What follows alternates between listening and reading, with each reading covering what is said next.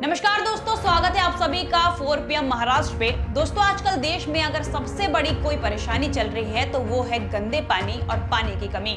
इंदौर की जो हालत है वो देखने के बाद आप भी सोचेंगे कि आखिर हमारी सरकार क्या कर रही है।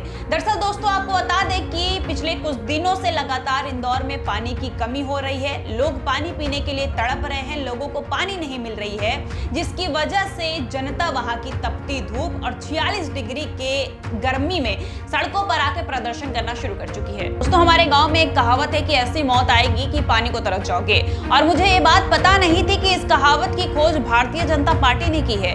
और मैं ऐसा इसलिए कह रही हूँ क्योंकि जो हाल इस वक्त देश का चल रहा है, ये कहावत हमारे ऊपर एकदम मस्त बैठ रही है। हमारे प्रधानमंत्री ने ठान ही ली है कि हमें बिना पानी के ही मारेंगे। उनका क्या है कि प्यास लगेगी तो निकल जाएंगे किसी विदेश यात्रा पर पानी पीने। तो वो हम गरीबों को ये देखना पड़ता है कि नल कहाँ है, कुआं कहाँ है, कहाँ साफ पानी मिलेगा भी या नहीं मिलेगा। दरअसल दोस्तों, आपको बता दें कि गर्मी की वजह से इंदौर में पानी की कमी चल रही है और वहां की जनता ये चिल्ला चिल्ला कर कह रही है कि वो मर जाएंगे, उन्हें पानी दिलवा दीजिए। लेकिन मजाल है कि हमारे मोदी जी एक बार भी पब्लिक में आके ये बात कह दें कि मैं पानी का इंतजाम करूंगा। और अब हाल ये हो गया है कि 46 डिग्री की गर्मी में जनता तपती धूप में सड़क पर बैठकर पानी की भीख मांग रही है। पानी करा दो सर,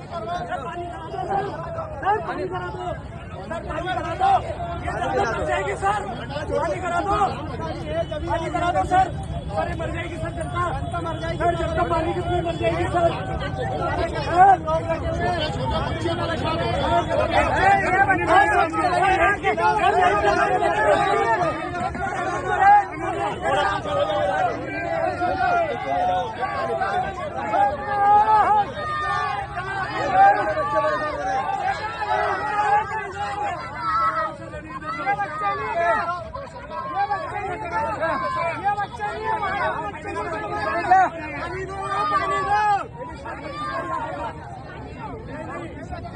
अब दोस्तों, देश में जो कुछ भी हो रहा है आप खुद देख रहे हैं। आज हमारी हालत एक कुत्ते से भी बदतर है, जहां हमें न खाना मिल पा रहा है न पानी। और जब सरकार से सवाल करो तो कहते हैं कि अब कितना विकास करें, पाकिस्तान को उखाड़ तो दिया है, पेट्रोल मिल नहीं रहा है, महंगाई अपने चरम सीमा पे है, एजुकेशन के नाम पर सरकार हमें अंगूठा दिखा रही है और धर्म का चोला पहनकर जनता को बेवकूफ बना रही है।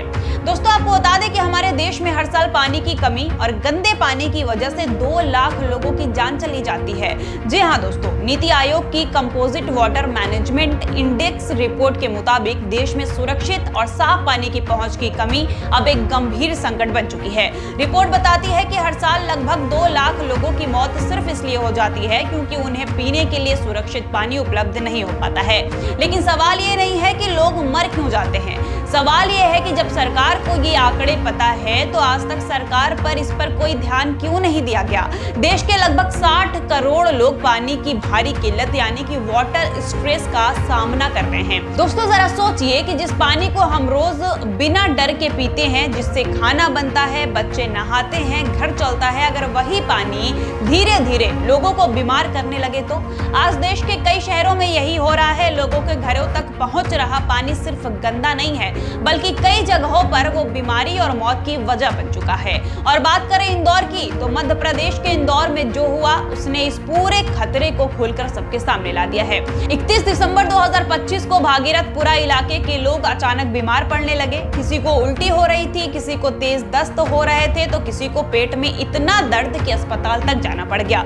शुरुआत में लोगों को लगा कि शायद मौसम का या फिर खाने पीने की किसी वजह से ये हो रहा है, लेकिन धीरे धीरे पूरा इलाका बीमार पड़ने लगा। कुछ ही दिनों में हालत इतनी खराब हो गई कि 6 जनवरी 2026 तक कम से कम 17 लोगों की मौत हो चुकी थी और 200 से ज्यादा लोग अस्पतालों में भर्ती थे। बाद में जो सब सच सामने आया उसने सभी को हिलाकर रख दिया। पता चला कि इलाके की पानी की पाइपलाइन कई जगहों से टूटी थी और उन्हीं पाइपों में सीवर का गंदा पानी मिल रहा था।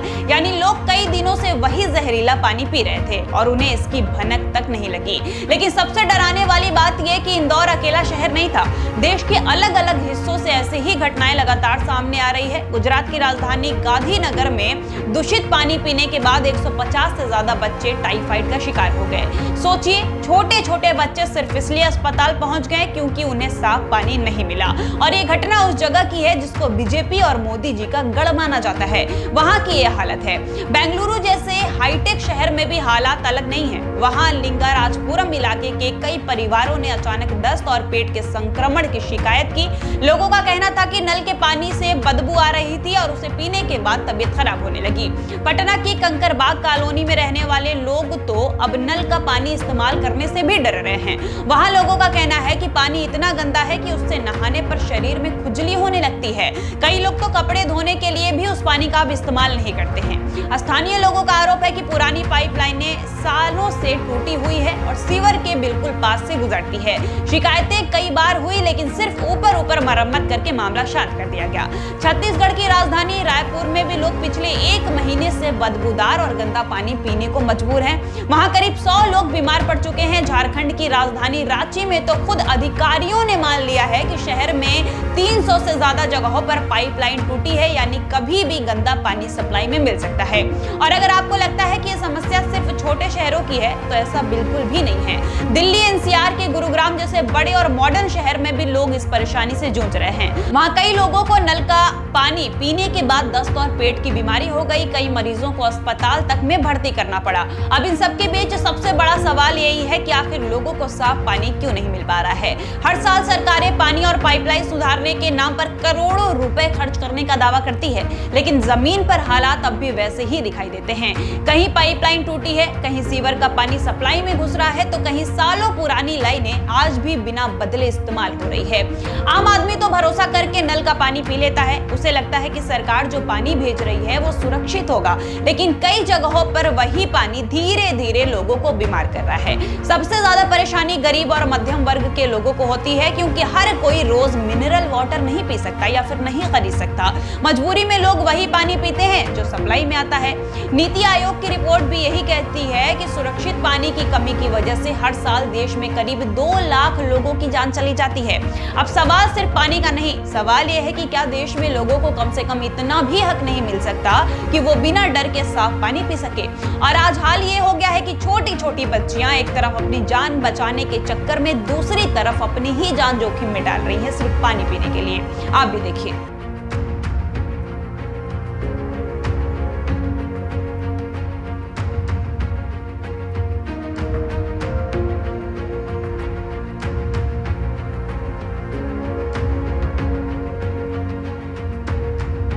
दोस्तों, अब सवाल यह है कि आखिर कहां है वो सरकार जो जनता के हक का दावा करती है।